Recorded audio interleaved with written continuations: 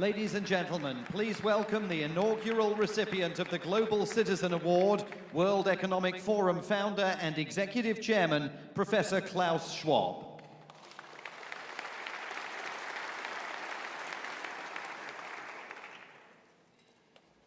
First, let me tell you how honored I am to be back on this stage, and particularly how honored I am to introduce such a distinguished global personality to be the recipient of the Atlantic Council Global Citizen Award this year.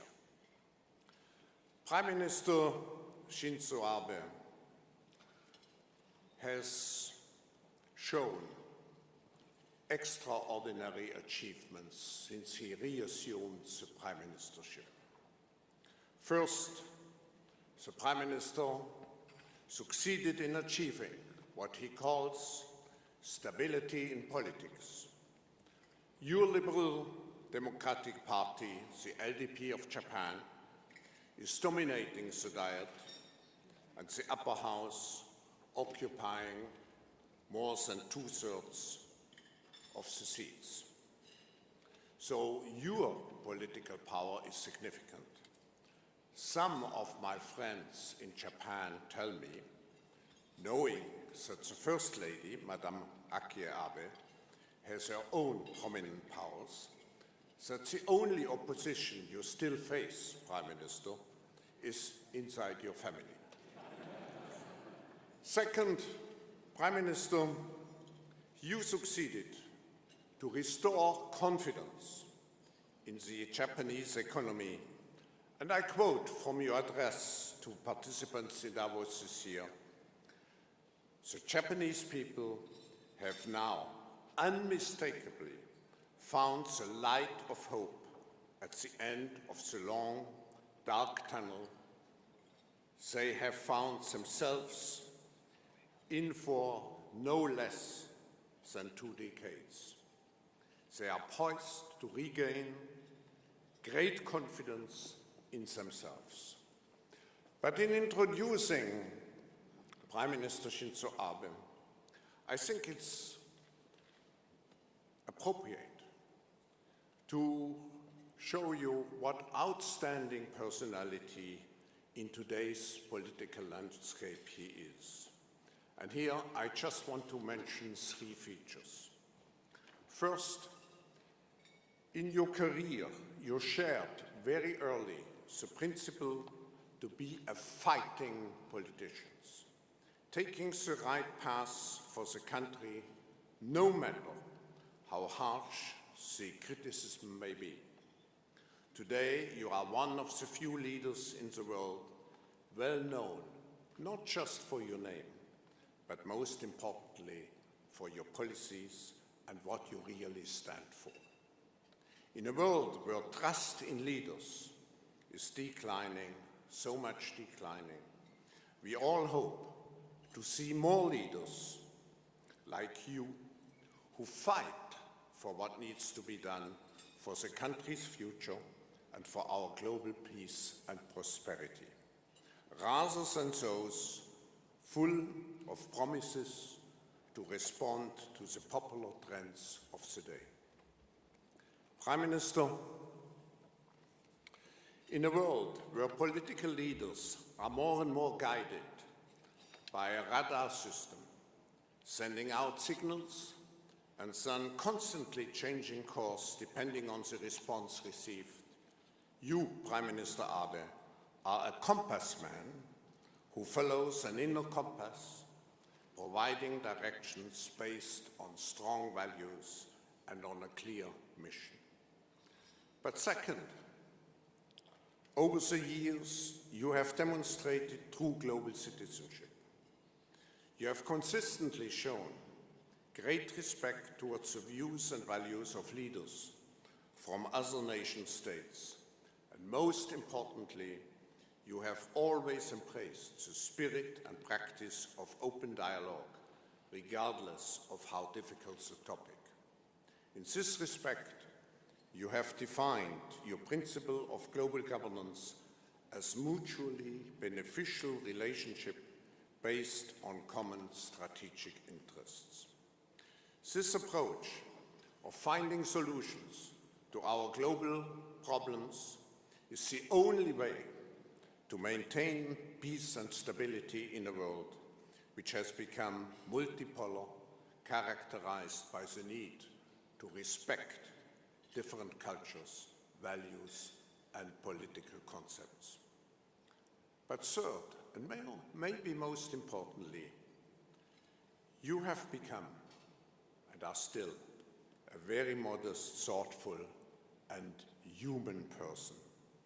Just think of a small thing, the certainly unexpected, personal, handwritten thank you note that you left in your room for the hotel staff during the G20 summit in Hangzhou, China. We all know and we have heard you will host the Summer Olympic and Paralympic Games in Tokyo in 2020, and as it has mentioned before, you dressed up as Super Mario, who, as you all know, is an unstoppable force, and famously someone who can turn his hand to addressing great challenges. So we all hope in this room, Prime Minister Abe, that you will continue to address the great challenges of our times. And I warmly, on behalf of everybody, present to you the Atlantic Council Global Citizen Award, so well deserved. Thank you.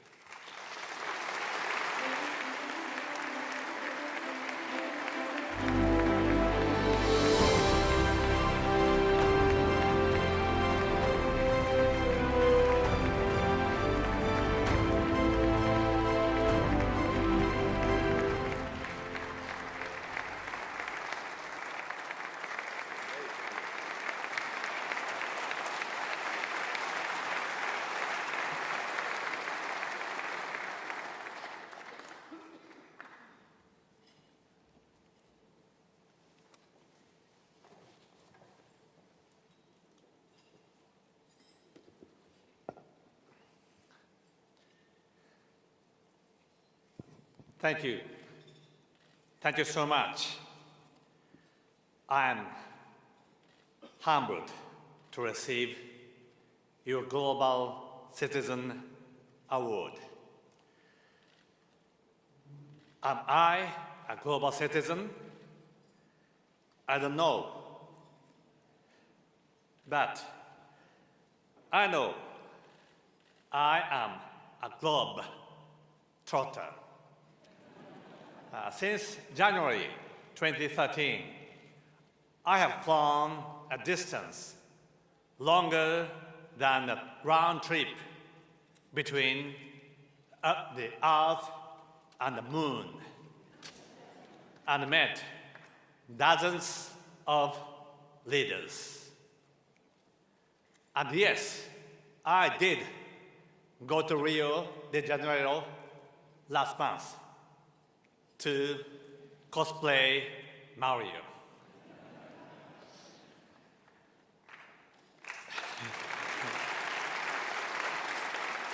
I know that I must be humbled because it is the Japanese people who deserve this award. Ladies and gentlemen, this year marks the 60th anniversary since Japan joined the UN in 1956. Over the last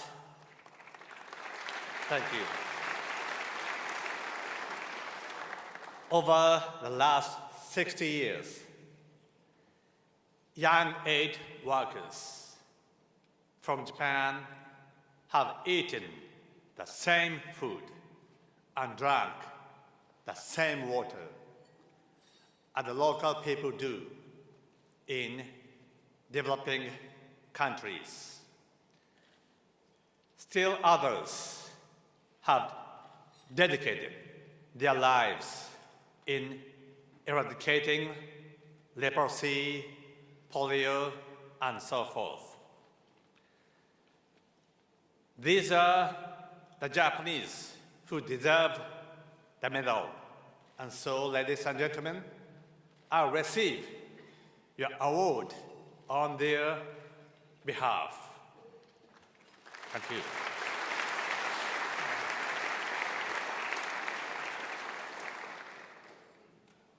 There was a time long ago when the word Asia was a synonym for eternal stagnation. Karl Marx championed such an idea. Today, Asia is the biggest consumer market, and it is in broader Asia. More people live under democracy than in any other region. And guess who have been instrumental in bringing about this tremendous growth? Yes, certainly the Asian people themselves, but also it is the US, which has provided both its first market and its sturdy security assurance to Asia.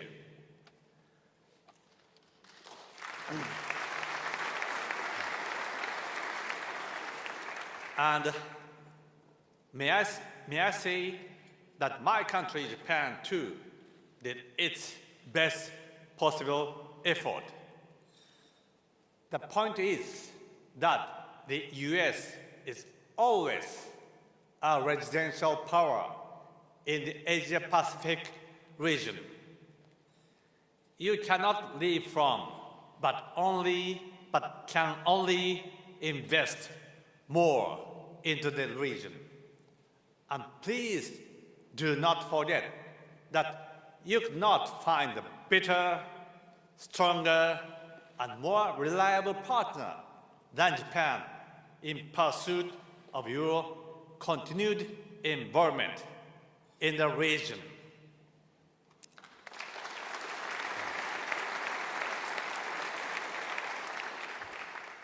That leads me to conclude by paying tribute to the launch of the Asia-Pacific Center under the roof of the Atlantic Council.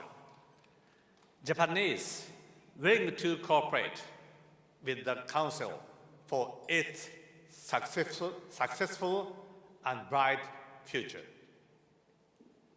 Time is ripe for you to make your own pivot to the Asia-Pacific. I hope that the award you gave me is emblematic for the great journey you have just embarked upon. Thank you so much.